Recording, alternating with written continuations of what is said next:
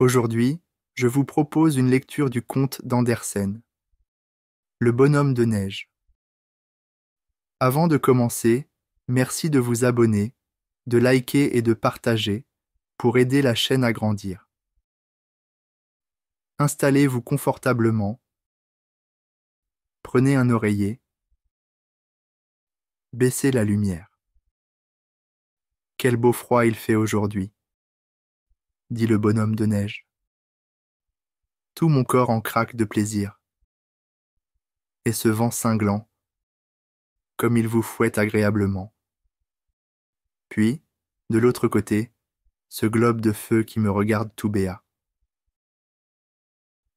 Il voulait parler du soleil qui disparaissait à ce moment. Oh, il a beau faire, il ne m'éblouira pas. Je ne lâcherai pas encore mes 2 escarboucles. Il avait, en effet, au lieu d'yeux, 2 gros morceaux de charbon de terre brillants, et sa bouche était faite d'un vieux râteau, de telle façon qu'on voyait toutes ses dents. Le bonhomme de neige était né au milieu des cris de joie des enfants. Le soleil se coucha, la pleine lune monta dans le ciel, ronde et grosse, claire et belle, elle brillait au noir firmament. Ah, le voici qui réapparaît de l'autre côté, dit le bonhomme de neige. Il pensait que c'était le soleil qui se montrait de nouveau. Maintenant, je lui ai fait atténuer son éclat. Il peut rester suspendu là-haut et paraître brillant. Du moins, je peux me voir moi-même. Si seulement je savais ce qu'il faut faire pour bouger de place.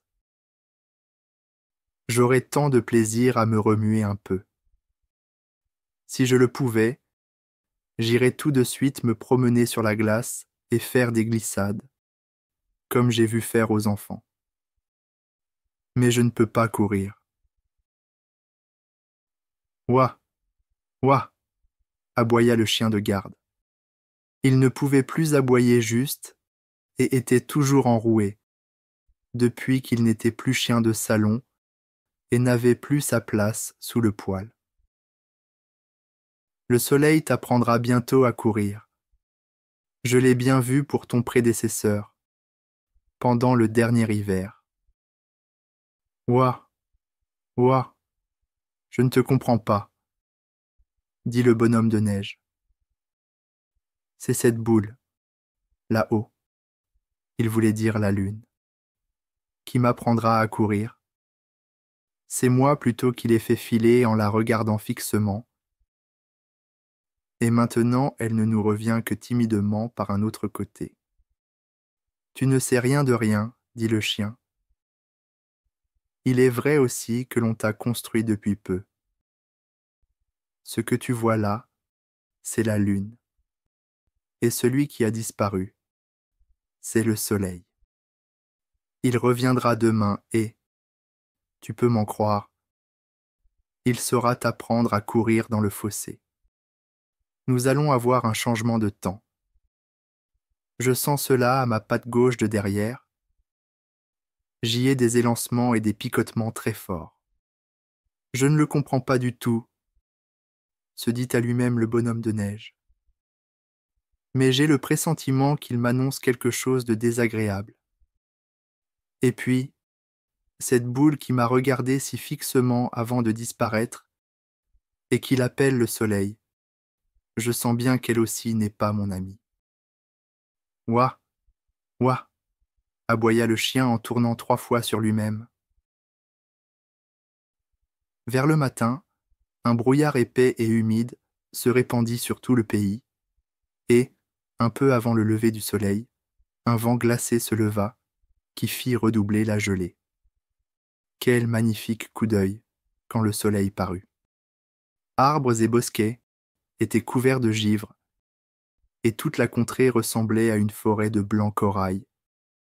C'était comme si tous les rameaux étaient couverts de blanches fleurs brillantes, les ramifications les plus fines, et que l'on ne peut remarquer en été, apparaissaient maintenant très distinctement.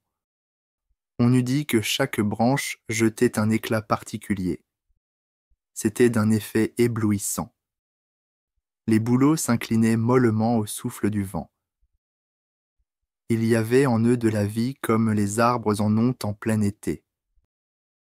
Quand le soleil vint à briller au milieu de cette splendeur incomparable, il sembla que des éclairs partaient de toutes parts, et que le vaste manteau de neige qui couvrait la terre ruisselait de diamants étincelants. Quel spectacle magnifique! S'écria une jeune fille qui se promenait dans le jardin avec un jeune homme. Ils s'arrêtèrent près du bonhomme de neige et regardèrent les arbres qui étincelaient.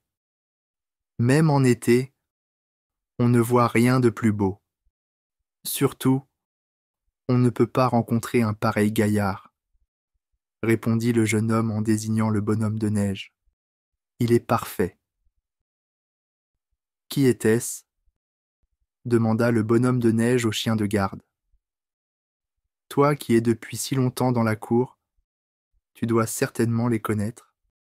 Naturellement, dit le chien. Elle m'a si souvent caressé, et lui m'a donné tant d'os à ronger. Pas de danger que je les morde. Mais qui sont-ils donc? Des fiancés, répondit le chien. Ils veulent vivre tous les deux dans la même niche, et y ronger des os ensemble. Ouah, ouah. Est-ce que ce sont des gens comme toi et moi? Ah!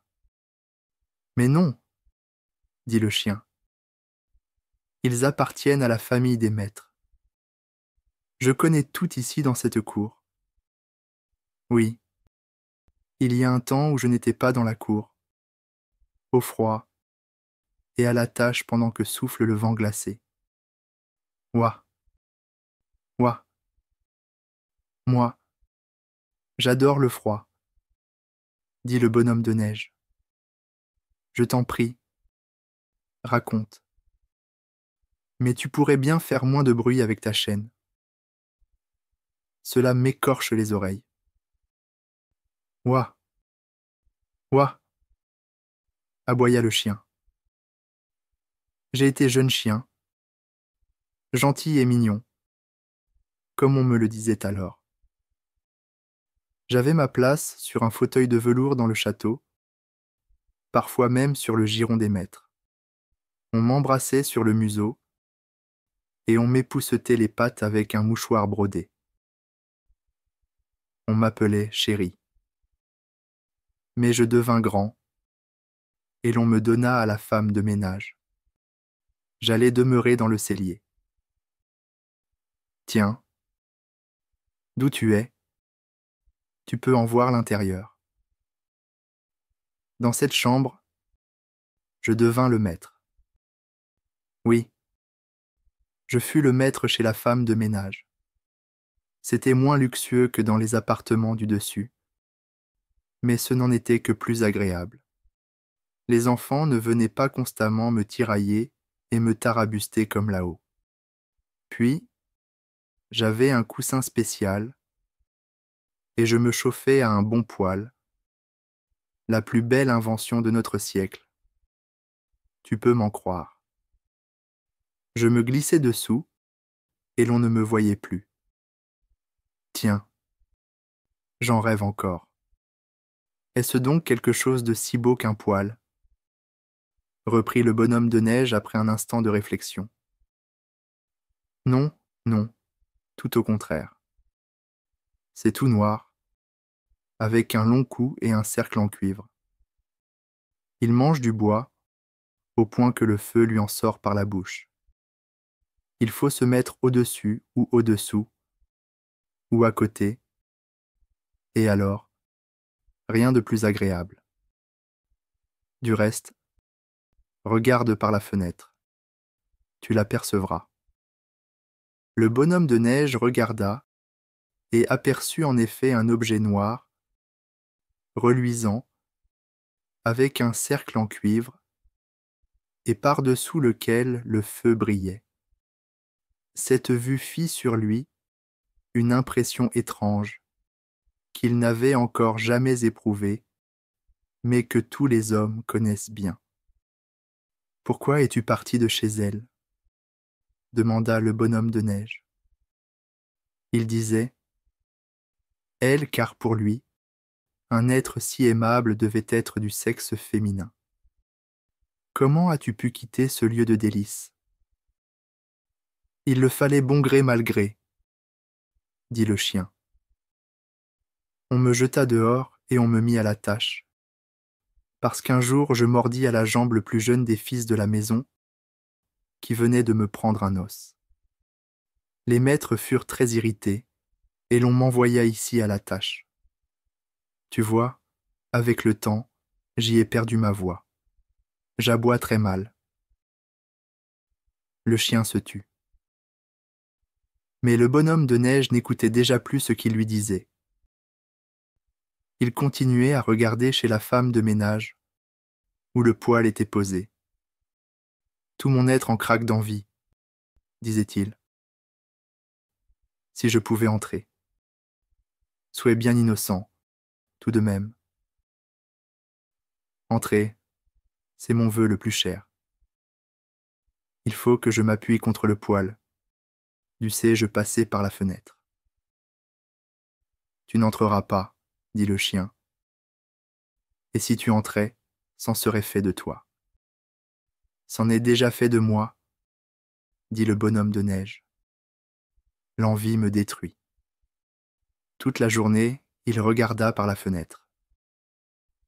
Du poêle sortait une flamme douce et caressante. Un poêle seul, quand il a quelque chose à brûler, peut produire une telle lueur. Car le soleil ou la lune, ce ne serait pas la même lumière. Chaque fois qu'on ouvrait la porte, la flamme s'échappait par-dessous. La blanche poitrine du bonhomme de neige en recevait des reflets rouges. Je n'y puis plus tenir. C'est si bon lorsque la langue lui sort de la bouche. La nuit fut longue, mais elle ne parut pas telle au bonhomme de neige. Il était plongé dans les idées les plus riantes. Au matin, la fenêtre du cellier était couverte de givre, formant les plus jolies arabesques qu'un bonhomme de neige pût souhaiter. Seulement, elle cachait le poêle. La neige craquait plus que jamais. Un beau froid sec, un vrai plaisir pour un bonhomme de neige. Un coq chantait en regardant le froid soleil d'hiver. Au loin, dans la campagne, on entendait résonner la terre gelée, sous les pas des chevaux, s'en allant au labour, pendant que le conducteur faisait gaiement claquer son fouet, en chantant quelques rondes campagnardes que répétait après lui l'écho de la colline voisine. Et pourtant le bonhomme de neige n'était pas gai. Il aurait dû l'être, mais il ne l'était pas. Aussi, quand tout concourt à réaliser nos souhaits, nous cherchons dans l'impossible et l'inattendu ce qui pourrait arriver pour troubler notre repos. Il semble que le bonheur n'est pas dans ce que l'on a la satisfaction de posséder, mais tout au contraire dans l'imprévu, d'où peut souvent sortir notre malheur. C'est pour cela que le bonhomme de neige ne pouvait se défendre d'un ardent désir de voir le poêle, lui l'homme du froid, auquel la chaleur pouvait être si désastreuse. Et ses deux gros yeux de charbon de terre restaient fixés immuablement sur le poêle, qui continue à brûler, sans se douter de l'attention attendrie dont il était l'objet. Mauvaise maladie pour un bonhomme de neige, pensait le chien. Ouah, ouah, nous allons encore avoir un changement de temps. Et cela arriva en effet. Ce fut un dégel. Et plus le dégel grandissait, plus le bonhomme de neige diminuait. Il ne disait rien. Il ne se plaignait pas. C'était mauvais signe. Un matin, il tomba en morceaux, et il ne resta de lui qu'une espèce de manche à balai. Les enfants l'avaient planté en terre et avaient construit autour leur bonhomme de neige. « Je comprends maintenant son envie, » dit le chien. C'est ce qu'il avait dans le corps qui le tourmentait ainsi. Ouah, ouah. Bientôt après, l'hiver disparut à son tour. Ouah, ouah, aboya le chien. Voici l'hiver parti, et voici février fini. Et toi, bon soleil, viens vite. Personne ne pensait plus au bonhomme de neige.